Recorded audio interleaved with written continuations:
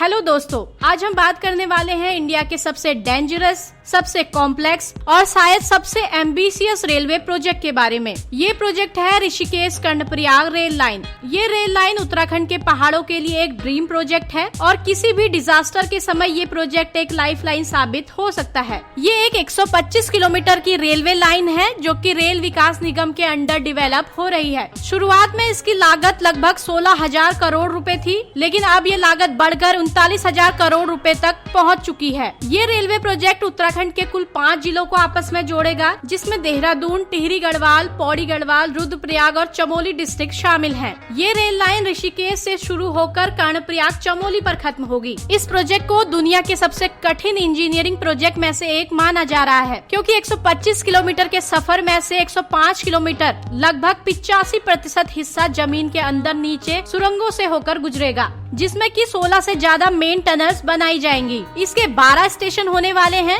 ये rail line योग नगरी ऋषिकेश से स्टार्ट होकर शिवपुरी, ब्यासी, देवप्रयाग, जनासू, मलेथा, श्रीनगर, धारी देवी, रुद्रप्रयाग, घोलतीर, गौचर और कर्णप्रयाग पर जाकर समाप्त होगी। साथ ही इसमें 30 से ज्यादा ब्रिजेस बनाए जाएंगे और एक टनल जो कि इंडिया की लॉन्गेस्ट रेलवे टनल बनने वाली है, जो कि लगभग 15 किलोमीटर की होगी। ये लंबी टनल है T8, जो कि देवप्रयाग से जनासू के बीच बन रही है। और एक खास बात, ये रेलवे लाइन गंगा, हुइनी, अलकनंदा और पिंडर नदी के किनारे किनारे चलेंगी। हर मेन टनल के साथ एक एस्केप टनल बनाई गई है ताकि किसी इमरजेंसी में लोगों को सुरक्षित बाहर निकाला जा सके। ये रेल लाइन न केवल 4 धाम यात्रा को आसान बनाएगी, बल्कि ये नेशनल सिक्योरिटी के लिए भी बहुत जरूरी है, क्योंकि ये चाइना बॉर्डर के पास लॉजिस्टिक मूव करने में बहुत हेल्प करेगी और बॉर्डर पर सेना की पहुँच को और ज्यादा बढ़ा देगी। ये प्रोजेक्ट उत्तराखंड की कनेक्टिविटी, टूरिज्म और स्ट्रेटेजिक इम्पोर्टेंस को पूरी तरह से बदलने की क्षमता रखता है। ये प्रोजेक्ट देवभूमि के दुर्गम पहाड़ी इलाकों को भारतीय रेलवे के मेन नेटवर्क से जोड़ेगा, जहां इन पहाड़ी इलाकों में रोड का सफर आज रिस्की, लंबा और टाइम कंज्यूमिंग है, वहीं आने वाले समय में यही दूरी कुछ ही घंटों में तय की जा सकेगी। इस वीडियो में हम डिटेल में समझेंगे कि ये प्रोजेक्ट कितना इम्पोर्टेंट क्यों है, इसमें कौन कौन सी इंजीनियरिंग चैलेंजेस सामने आई हैं और लोकल्स के लिए कितना इम्पैक्टफुल होगा और इस पर अभी तक कितना काम पूरा हो चुका है और ये कब तक पूरी तरह से ऑपरेशनल हो सकता है। बात करें इस प्रोजेक्ट के इनिशियल फेज की, तो इस प्रोजेक्ट की शुरुआत 1996 में हुई थी, जब सतपाल महाराज ने इसका सर्वे शुरू करवाया। इसके बाद 2011 में इसकी फाउंडेशन स्टोन रखने की योजना बनी थी, लेकिन राजनीतिक कारणों की वजह से प्रोजेक्ट डिले हो गया। हालांकि 2013 तक इस 126 किलोमीटर रेलवे लाइन का अलाइनमेंट फाइनलाइज कर लिया गया था, लेकिन असली प्रोग्रेस 2015 के बाद शुरू हुई, जब एनडीए सरकार के तहत फिजिबिलिटी वर्क को गति मिली और इसका कंस्ट्रक्शन 2018 में ऑफिशियली स्टार्ट हुआ। 2019 में टनल्स और ब्रिजेस के डिजाइन कॉन्ट्रैक्ट दिए गए, जिसमें कि इंटरनेशनल कंपनीज भी शामिल थी। और इसी दौरान वीरभद्र से योगनगरी ऋषिकेश तक का पहला सेक्शन 2018 में शुरू होकर 2020 में पूरा हो गया था। ये रेलवे प्रोजेक्ट उत्तराखंड में माइग्रेशन यानी पलायन को रोकने और रोजगार के लिए नए रास्ते खोलने में भी एक गेम चेंजर साबित होगा। जब ये रेल लाइन पूरी तरह से ऑपरेशनल हो जाएगी, तो ऋषिकेश से कर्णप्रयाग तक के पूरे बेल्ट में टूरिज्म और हॉस्पिटैलिटी सेक्टर में एक जबरदस्त उछाल आएगा, जिससे स्थानीय युवाओं को अपने घर के पास ही होटल, होम स्टे और रेस्टोरेंट में काम करने के बेहतरीन मौके मिलेंगे।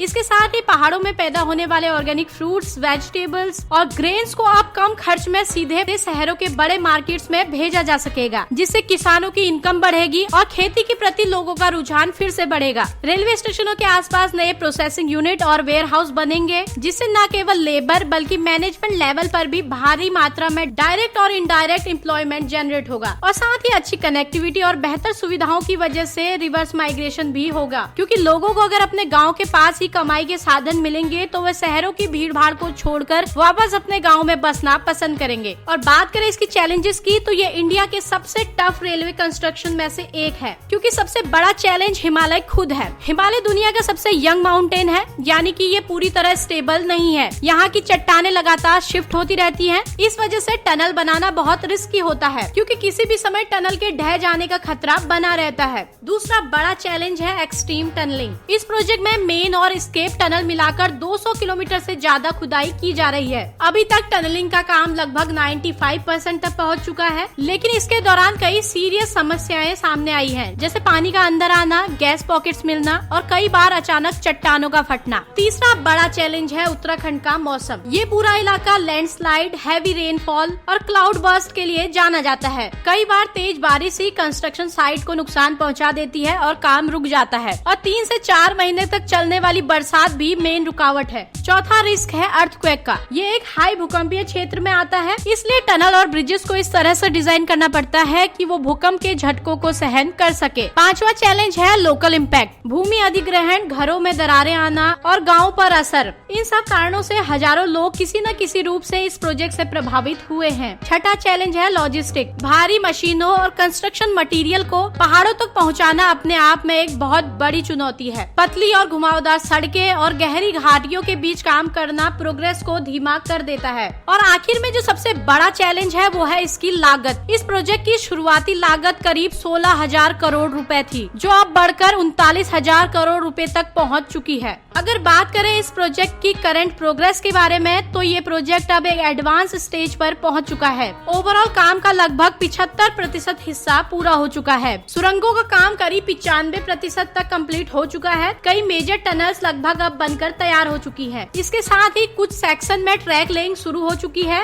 और स्टेशंस का कंस्ट्रक्शन भी पैरेलल चल रहा है। बात करें इसकी टाइमलाइन की, तो शुरुआत में इस प्रोजेक्ट को 2026 तक पूरा करने का टारगेट रखा गया था, लेकिन ग्राउंड चैलेंजेस को देखते हुए अब इसको 2027 से 28 तक कंप्लीट करने का एम रखा गया है। और अगर बात करें कि ये प्रोजेक्ट इतना मैटर क्यों करता है, तो ये सिर्फ एक रेलवे लाइन नहीं है, ये 4 धाम यात्रा को आसान और तेज बनाएगा। उत्तराखंड के टूरिज्म और लोकल इकोनॉमी में एक बड़ा उछाल आएगा। रिमोट पहाड़ी इलाकों को बेहतर कनेक्टिविटी मिलेगी और सबसे इम्पोर्टेंट आर्मी लॉजिस्टिक और बॉर्डर कनेक्टिविटी और ज्यादा मजबूत होगी। और सबसे बड़ी बात, किसी भी आपदा के समय ये प्रोजेक्ट एक लाइफलाइन साबित होगा। तो दोस्तों आज के लिए इतना ही। अगर आपको वीडियो पसंद आई हो तो इसे लाइक करें और साथ ही चैनल को सब्सक्राइब करें।